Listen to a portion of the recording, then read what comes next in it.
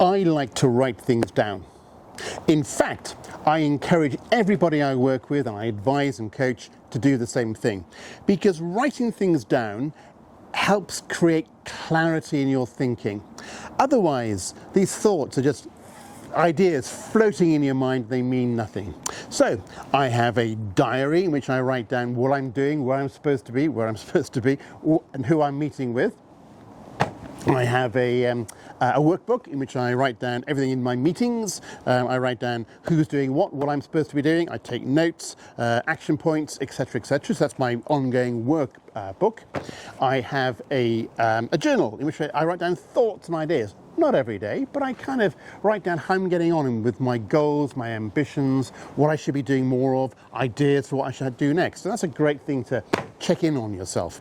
And finally, I have a commonplace book. Now, a commonplace book is where you write down things that occur to you when you're reading, or people you've spoken to or you've met. It's a great way of just capturing clever thinking and clever thoughts of other people, and you can use those to develop your own. So I first started doing this properly when I was trained to be a coach, and I'd write down lots of different approaches to coaching and different models, and then I extended it to consultancy and business and strategy. So I've got lots of things like that in there too.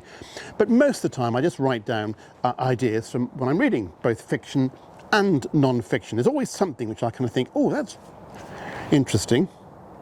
So, for instance, Nicholas Taleb, the Black Swan man, he said, the 3 most harmful addictions are heroin, carbohydrates, and a monthly salary. Brilliant. And on the previous page, here we go, Philip Larkin, the poet, said, how little our careers express what lies in us, and yet how much time they take up. It's sad, really. It's a very Larkin thing to say.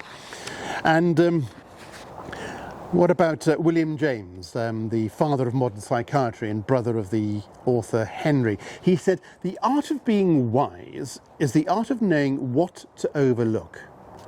So I would recommend that you do not overlook reading, and you do not overlook writing things down. So carry on reading and get yourself a really good commonplace book.